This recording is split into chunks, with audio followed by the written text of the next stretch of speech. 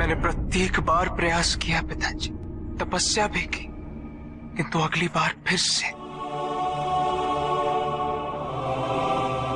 मैं आपकी बात समझने में विफल हुआ। इसका क्या कारण है पिताजी? जिस मन पर शब्दों का आक्रमण हो, मन तो निरंतर एक खोज में खोया रहता है। कभी शास्त्रों में, कभी पर्वतों पर, कभी समुद्र के किनारे, तो कभी तीर्थ स्थलों पर, कभी मंदिरों में, कभी वन में। किंतु जो वो खोज रहा होता है वो कभी मिलता नहीं, क्योंकि मन तो अभी भी स्थिर नहीं। वो व्यक्ति जहां भी रहे पुत्र, जहां भी जाए और जहां भी खोजे। तुमने भी सदैव शब्दों पर ध्यान दिया है कार्तिक, भले ही वो मेरे शब्द हो या किसी और की। तुम्हारी प्रतिक्रिया तो उन शब्दों पर ही आती, और जो मन केवल शब्दों को सुनता है, वो उसके निहित अर्थ से स्वयं वंचित रह जाता। शब्दों की सत्यता को समझने के लिए, उनकी अनुभूति के लिए, मन में शांति के साथ साथ रिक्तता भी अनिवार्य है, शून्यता भी अनिवार्य है। मन में इतना स्थान होना चाहिए पुत्र कि वो शब्दों के परे पहुंचने की यात्रा कर सके। किंतु मन कभी शून्य नहीं रहता, रिक्त नहीं रहता। वो सोचता है कि शब्दों का आधिक्य ही ज्ञान अर्जन है, शब्दों से ही ज्ञान है, इसलिए शब्दों का संचय करता रहता है। मन ये नहीं जानता कि परम ज्ञान तो शब्द अतीत है, एक अनुभूति जिसे शब्दों से बांधना असंभव है। शब्दों का अपना मूल्य क्या है कार्तिक? कुछ भी नहीं। जब भी कोई ईश्वर का नाम लेता है तो क्या ईश्वर मात्र एक शब्द में ही सीमित हो जाते? नहीं, यहां शब्द सत्य नहीं, सत्य है वो अनुभूति जो इन शब्दों में विद्यमान है। यदि शब्द ही सत्य होते तो मात्र भोजन कह देने से व्यक्ति की क्षुधा शांत हो जाती। इसीलिए माता शब्दों की नहीं पुत्र, उस अनुभूति की है जो उन शब्दों से संबद्ध है। यदि शब्द नहीं भी होते तो वे ईश्वर अवश्य होते। यदि शब्द नहीं भी होते तो सुख और दुख की अनुभूति अवश्य होती, जल की शीतलता की अनुभूति होती, सूर्य की ऊष्मा और चंद्र की शीतलता की अनुभूति होती, प्रेम की अनुभूति होती। किंतु यदि अनुभूतियां ना हो तो शब्द निरर्थक है। शब्दों से तृप्त हो जाना ज्ञान का अंत है, अज्ञानता का प्रारंभ है। ज्ञानी वही है जिसके पास अनुभूतियां, अनुभव हो, और उसके लिए मन को शांत व रिक्त तो करना ही पड़ेगा पुत्र।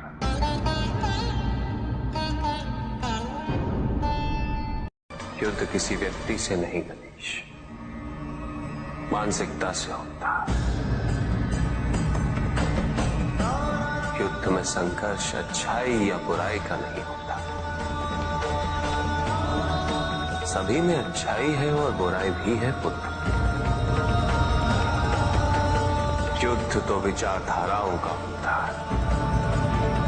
व्यक्ति अपने पराक्रम पर, अपनी क्षमता पर विश्वास कर युद्ध करता है, और जब उस विश्वास को क्षति पहुंचती तो सब कुछ निरर्थक प्रतीत होने लगता है। किंतु आपसे पराजित होकर भी लोहितांग क्यों नहीं समझ रहा? उसे अपनी स्वतंत्र इच्छा का उपयोग कर उचित मार्ग पर चलने का प्रयास करना चाहिए। व्यक्ति अपने को खो दे समझती है, व्यक्ति अपने को समर्पित कर दे, छोड़ दे अहंकार को, तो भ्रम की इच्छा ही पूर्ण होती है। और अभी भी वही फलित हो रही है। ऐसा नहीं है कि हम उससे भिन्न फलित करा लेंगे, लेकिन व्यक्ति भिन्न फलित कराने में लड़ेंगे, टूटेंगे, नष्ट हो। एक नदी में एक बार बाढ़ आ गई पुत्र। दो छोटे से तृण उसमें बह रहे थे और उसमें से एक नदी में तिरछा पड़ गया और वो बाढ़ को रोकने का प्रयास कर रहा था। वो अत्यंत ऊंचे स्वर में कह रहा था कि नदी को आगे नहीं बढ़ने देगा। यद्यपि नदी तो बस बढ़ती ही जा रही थी। वो फिर ऊंचे स्वर में यही कह रहा था कि मैं इसे अवश्य रोकूंगा, यद्यपि रोक नहीं पा रहा था। नदी को तो उसके संघर्ष का कुछ भी पता नहीं चल रहा था, किंतु नदी को उसके होने या ना होने से क्या अंतर। उस कण के लिए तो यह अत्यंत महत्वपूर्ण था। उसका जीवन तो संकट में था। वो तो बस बहे जा रहा था। वो जहां भी पहुंचता, किंतु उससे पहुंचना तो संघर्ष करके ही था। किंतु ये बीच का क्षण, ये बीच का काल दुख, पीड़ा, द्वंद्वता का काल है। वहीं दूसरी ओर जो दूसरा तृण था, उसने अपने को समर्पित कर दिया। वो तो नदी में सीधा पड़ा हुआ था, नदी के प्रवाह के साथ साथ बहता जा रहा था और उसे ऐसा प्रतीत हो रहा था जैसे कि वो नदी को दिशा दे रहा है, उसे प्रवाहित होने में सहायता कर रहा हो। वो तो ये निश्चय कर बैठा था कि नदी को समुद्र तक पहुंचाकर ही रहेगा, किंतु नदी को उसकी उपस्थिति का भी आभास नहीं था। नदी पर उन दोनों के होने या ना होने का कोई प्रभाव नहीं था। नदी तो बस बहे जा रही थी। ब्रह्म की इच्छा को जाना नहीं जा सकता, किंतु ब्रह्म के साथ एक अवश्य हुआ जा सकता, और तब व्यक्ति की अपनी इच्छा तो खो ही जाती है, केवल उसकी इच्छा ही शेष रह जाती है। द्वैतांग को अपनी आगे की यात्रा पूरी करने हेतु अत्यंत महत्वपूर्ण निर्णय अवश्य लेने होंगे। केवल उसके अहंकार को, अपितु उसके आत्मसम्मान को भी क्षति पहुंची। जहां से इस युद्ध का अंत हुआ है, वहीं से लोहितांग के अंतर युद्ध का आरंभ हुआ है। और जो भीतर पराजित होता, उसे हर दिशा में केवल पराजय ही दिखती है।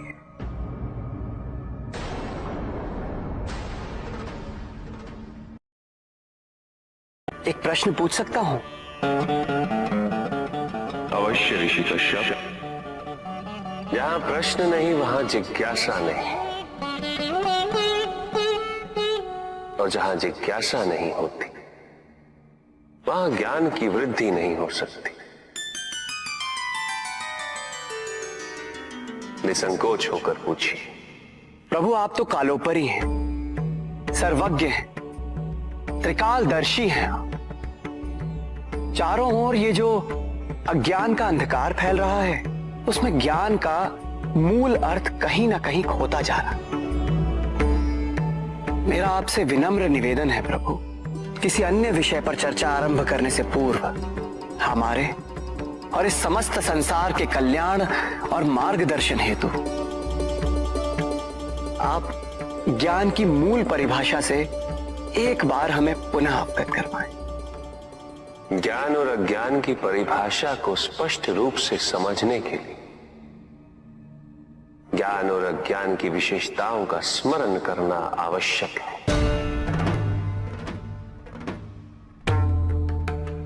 जिसके कारण स्वार्थ, विनाश, क्रूरता, अशांति और भय में वृद्धि हो,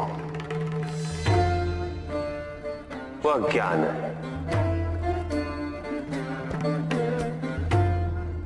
किंतु जो व्यक्ति को उदार, निर्भीक, सहनशील और विनम्र बनाए, वही ज्ञान है। अज्ञान की शक्तियां दुरुपयोग करने हेतु प्रेरित करती हैं, किंतु जो अपनी शक्तियों और अपने सामर्थ्य के प्रति अपने उत्तरदायित्व को समझाए, जो न केवल अपने अपितु अपने से पहले संसार के उद्धार हेतु प्रोत्साहित करे, वो ज्ञान है। ज्ञान का मूल उद्देश्य ही परोपकार है, सृजन है। दूसरों की भावनाओं को समझना, उनका आदर करना, यही ज्ञान है। क्योंकि ज्ञान हमें न केवल अपने अपितु दूसरों के दुख और सुख के प्रति भी संवेदनशील बनाता है। किंतु जो दूसरों की भावनाओं का अनादर करे, उसे ज्ञान की श्रेणी में कैसे रखा जा सकता है? अज्ञान के कारण व्यक्ति सांसारिकता में बंधता जाता है, मोह माया में उलझता जाता है। अज्ञान परम सत्य से दूर ले जाने का माध्यम है, किंतु ज्ञान व्यक्ति को परम सत्य की ओर ले जाता है। ज्ञान मुक्तिदायक है, मोक्ष का मार्ग है, और इस मुक्तिदायक ज्ञान का सर्वोच्च रूप है आत्मज्ञान, और यही ज्ञान की पूर्णता भी है। सभी के उद्धार के लिए मैं आपसे निवेदन करता हूं, भक्ति का उचित मार्ग बताए हमें, ताकि मेरी भांति दूसरा कोई भूल ना करे। भक्ति मुक्ति का आधार है पुष्पधन, और मुक्ति तो केवल समर्पण से ही संभव होगी। और समर्पण के लिए पुष्प नहीं, स्वर्ण नहीं, आभूषण भी नहीं, रत्न नहीं, धन, विधि विधान ने, केवल अपने मन को अर्पित करना अनिवार्य है। जानना चाहते हो पुष्पधन कि वो कौन से पुष्प हैं जो मुझे अत्यंत प्रिय हैं? इंद्रियों का नियंत्रण, दया, शांति, तप, क्षमा, ध्यान और सत्य। और जब कोई मेरे इन पुष्पों से आराधना करे, मैं अवश्य प्रसन्न होता हूं। भक्ति में भव्यता आवश्यक नहीं है पुष्पधन, अभी तो सरलता आवश्यक है। अर्थ के लिए ये समझना अत्यंत कठिन हो जाता है, प्राय भक्ति कब मोह में परिवर्तित हो जाती है,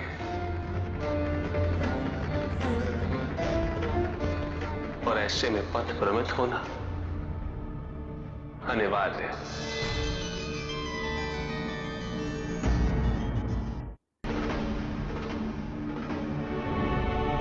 प्रभु, तांडव की परिभाषा क्या है तांडव? उसे आरंभ करने से पूर्व मन में कैसे भाव होने चाहिए? तांडव नृत्य जगत की 5 क्रियाओं का संकलन है। सृष्टि, स्थिति, प्रलय, तिरोभाव और अनुग्रह। अग्नि, जल, वायु, पृथ्वी और आकाश। मेरे नृत्याकार शरीर के 5 मुख, इन्हीं 5 भूतों से ब्रह्मांड का निर्माण होता। पृथ्वी से सभी भूतों के शरीर बनते हैं और उनका पालन जल से होता है, और संपूर्ण भूतों का अंत अग्नि से होता है।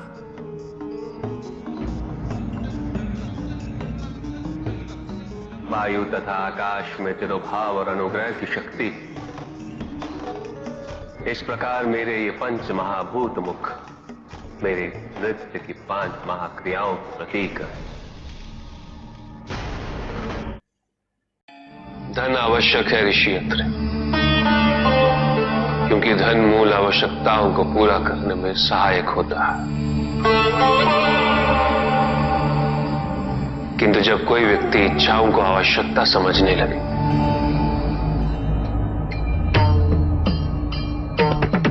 तो धन कितना ही क्यों ना पर्याप्त नहीं होता, क्योंकि इच्छाएं अंतहीन है। इसलिए मनुष्य कभी ना समाप्त होने वाली इच्छाओं की पूर्ति हेतु धन संचय को ही अपने जीवन का लक्ष्य समझ लेता है।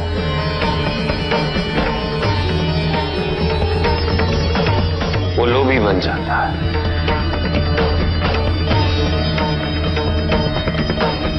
वो भूल जाता है कि उसके जीवन का मुख्य लक्ष्य ईश्वर के समीप आना है।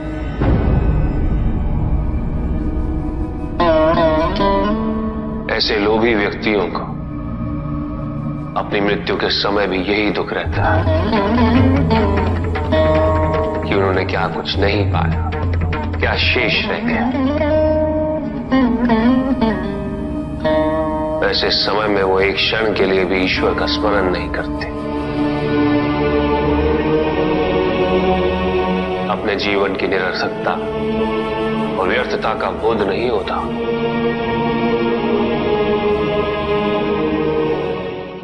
चाहिए धन चाहे कितना भी हो ऋषियत्र, मूल आवश्यकताएं तो केवल उतनी ही। तन ढकने के लिए वस्त्र, पेट भरने के लिए आहार और शरण के लिए भवन। इन आवश्यकताओं के पूर्ण होने के पश्चात जो भी है वो इच्छा है। धनी व्यक्ति के पास जो भी अतिरिक्त धन होता है वो उसे दान करना चाहिए, उनके उद्धार के लिए जो अपनी मूल आवश्यकताओं को पूरा नहीं कर सकते।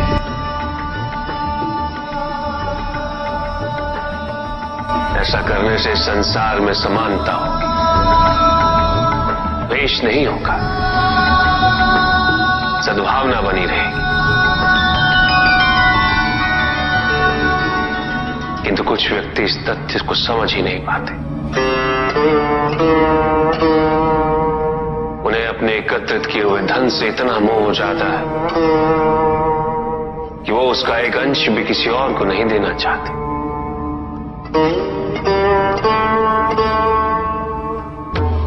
ऐसे व्यक्तियों की सूची में सर्वप्रथम स्थान कुबेर का है।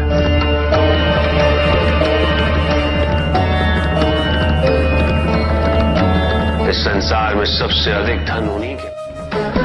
शक्तिशाली बनना अत्यंत कठिन है, किंतु उससे भी कठिन होता है शक्तिशाली बने रहना।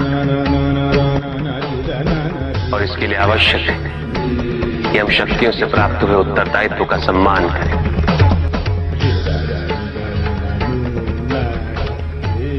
अन्यथा हम स्वयं पर निरंतर खो देते और यह हमारे पतन का कारण बनता है। युद्ध में की गई भूल और उपलब्धियों से कुछ न कुछ सीखना आवश्यक है कार्तिक। बुराई और अच्छाई के मध्य ये युद्ध निरंतर चलता रहेगा। आज एक अध्याय समाप्त हुआ है, कल दूसरा अध्याय आरंभ होगा। जब तक इस समस्त संसार में बुराई है तो अच्छाई भी होगी। किंतु अच्छाई और बुराई के युद्ध में जीत सदैव अच्छाई की ही होगी। प्रभु, क्या संसार में केवल सुख का होना संभव नहीं है? प्रत्येक आत्मा का लक्ष्य केवल सुख की प्राप्ति ही तो है।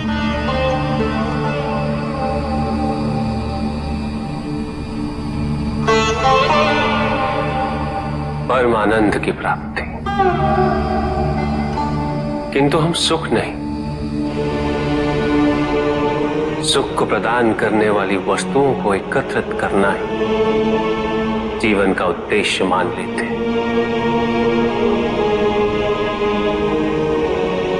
ये समस्त संसार माया है, सब कुछ नश्वर है।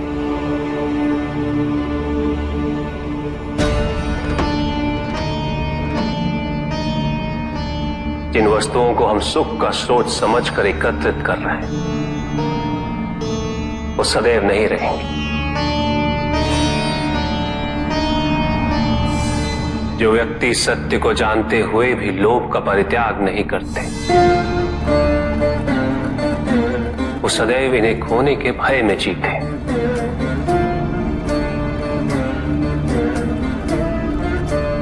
और जो व्यक्ति सत्य को जानते ही नहीं, वो अहंकार में जीते।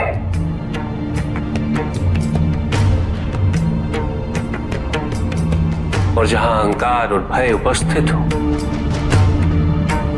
वहां सुख कैसे रह सकता?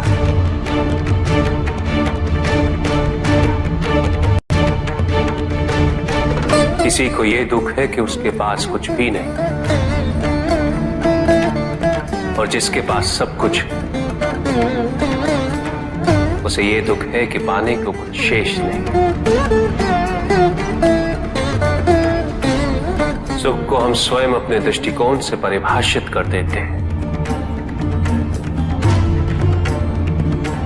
जबकि वास्तविकता इससे भिन्न है।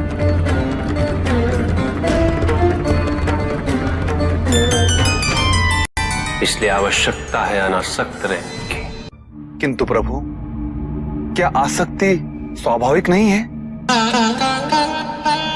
पर दुख का मूल कारण भी तो यही है ऋषि भृगु। आसक्ति हमारे मन की शांति को छीन लेती, उसे भंग कर देती।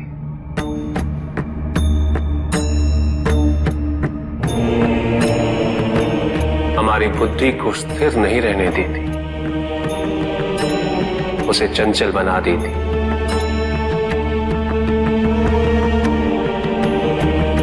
आसक्ति से प्रमाद की उत्पत्ति होती।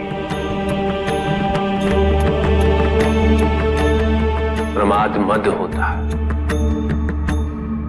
और मद अहंकार का स्रोत है। और अहंकार पूर्णतः शुभता में परिवर्तित हो जाता है, अर्थात आसक्ति अशुभता की जननी। इसलिए अनावश्यक है। तो प्रभु, आसक्ति को अनासक्ति में कैसे परिवर्तित किया जा सकता है? और हम आसक्ति से कैसे उबर सकते हैं प्रभु? आसक्ति से मुक्त होना ही अनासक्ति है। आसक्तिहीन होने के लिए अपने और पराये का भेद मिटाना अनिवार्य है।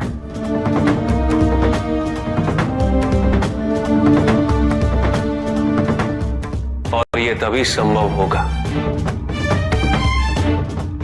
जब हम सुख की खोज बाहर नहीं, अपने भीतर करें। जब हम यथार्थ को पहचानें, उसे स्वीकार करें।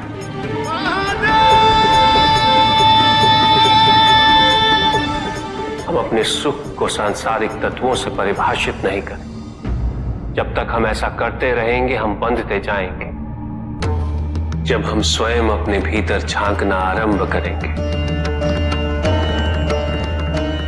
हमारी मुक्ति का मार्ग स्वतः प्रशस्त होता जाएगा। महादेव, आपने हमें दुख का कारण तो बता दिया। प्रभु, ये विवाह मुझे स्वीकार्य नहीं है प्रभु। मैं मेरे जीवन का प्रत्येक क्षण आपकी सेवा में समर्पित करना चाहता हूं। मैं नहीं चाहता हूं कि मेरा कोई भी संबंध मेरे भक्ति को विभाजित या बाधित करने का कारण बने। नंदी, विवाह तुम्हें मेरी भक्ति के लिए अयोग्य कैसे बना देगा? उसमें बाधा कैसे उत्पन्न कर देगा? माता, आपके और प्रभु के बीच में इतनी चुनौतीपूर्ण स्थितियां उत्पन्न हुई, फिर भी आप दोनों स्थिर रहे। किंतु मेरे लिए यह संभव नहीं है माता, क्योंकि मैं अपने दायित्व के मार्ग में कोई भी विकर्षण सहन ही नहीं कर सकता। नंदी, मेरे एक प्रश्न का उत्तर दोगे? पहले तो तुम केवल मेरे प्रति ही समर्पित थे, किंतु अब तुम मेरे साथ साथ पार्वती की भी आराधना करते हो।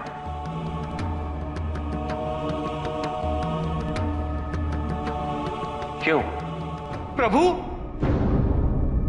माता आपके अर्धांगिनी है, आपकी पूरक, जिस प्रकार आप उनके पूरक हैं।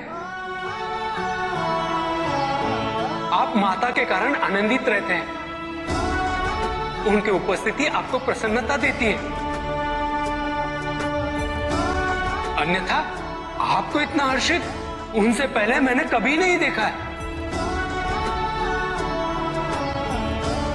फिर कुमार कार्तिकेय का जन्म, अशोक सुंदरी का जन्म, और फिर हमारे गणेश का जन्म।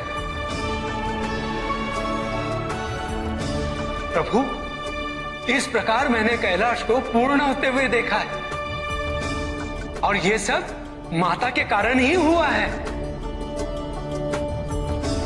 प्रभु, जिस कैलाश में आप वास करते थे, उसे माता ने निवास बना दिया, इस कैलाश को संपूर्ण कर दिया।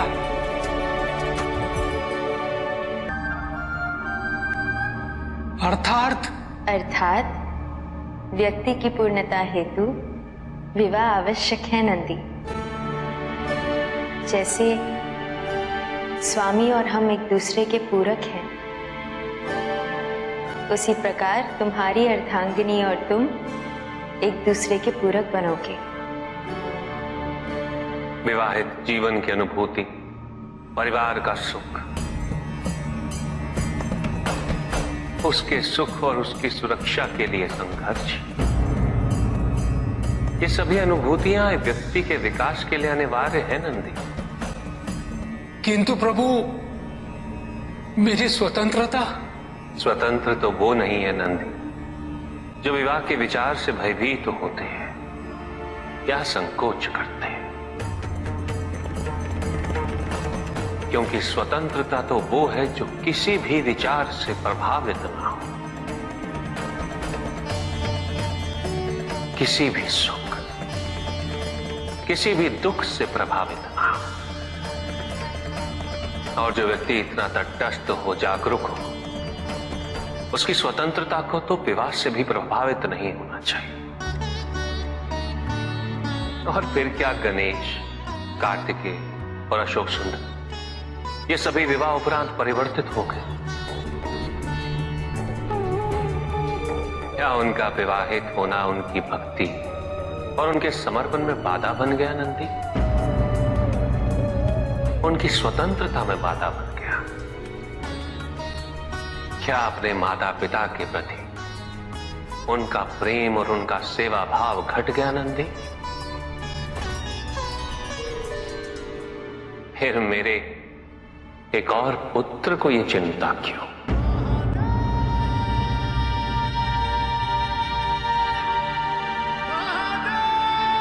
ये भय क्यों नंदी?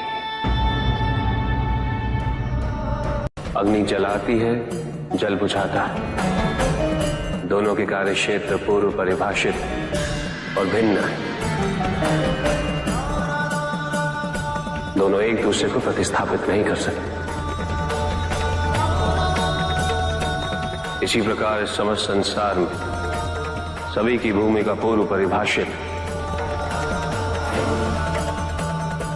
संसार की यही विविधता इसकी विशेषता भी है।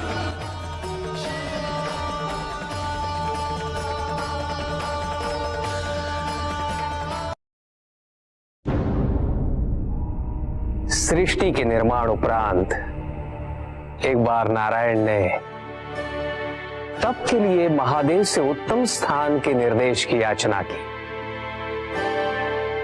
महादेव ने अपनी प्रेरणा से समस्त तेज संपन्न अत्यंत शोभायमान पंचकोशी नगरी का निर्माण किया।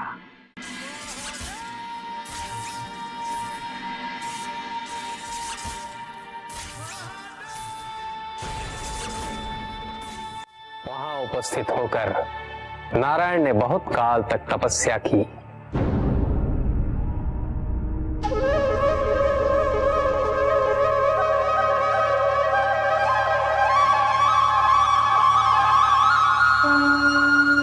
नारायण की तपस्या के अनंतर ही उस क्षेत्र में महादेव की कृपा से अनेक नदी नद सरिताएं उत्पन्न हुई।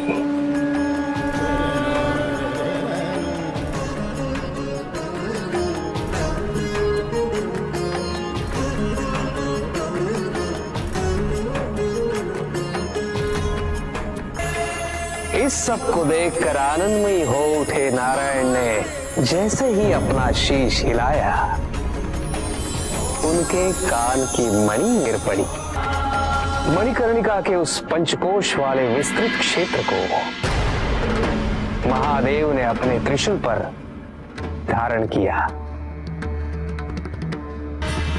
महादेव ने अपनी शक्ति से उस पंचकोशी तीर्थ को सभी 14 लोकों से पृथक रखा और आगे इन सब से अलग उसको मृत्युलोक में स्थापित किया।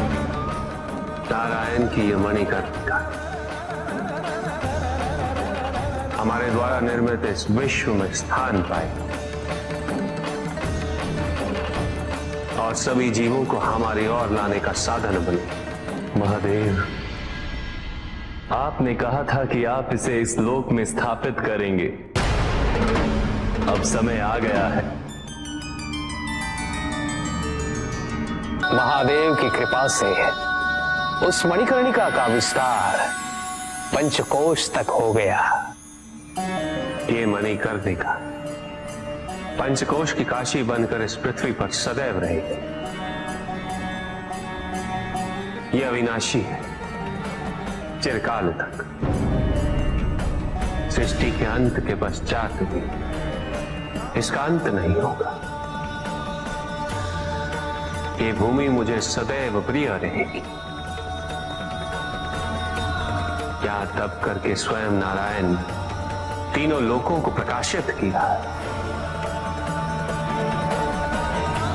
इसीलिए ये मुझे अत्यंत प्रिय है। मैं इसे कभी भी नष्ट और विनष्ट नहीं होने दूंगा। ब्रह्मदेव,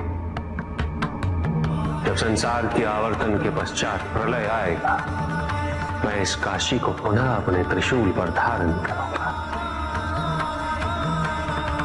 और नवीन संसार में पुनः स्थापित करूंगा। और यहां मेरा अस्तित्व सदैव रहेगा।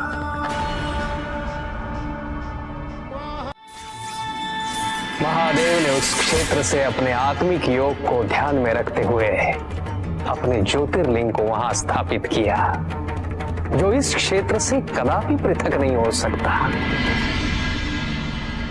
विश्व की स्थापना तो हुई,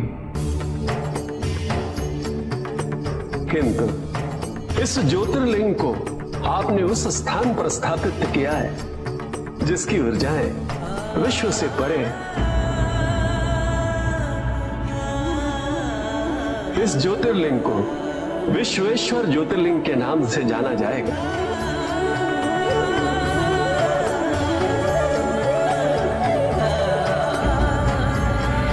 महादेव उस काशी को अपने त्रिशूल पर प्रलय और अनिष्ट की स्थिति में धारण कर उसका संरक्षण करते रहते हैं। इसीलिए ये क्षेत्र सभी लोगों से न्यारा है। नारायण की मणि गिरते ही उस स्थान का नाम मणिकर्णिका तीर्थ पड़ गया। वो स्थान काशी में अभी महादेव शिव देव देव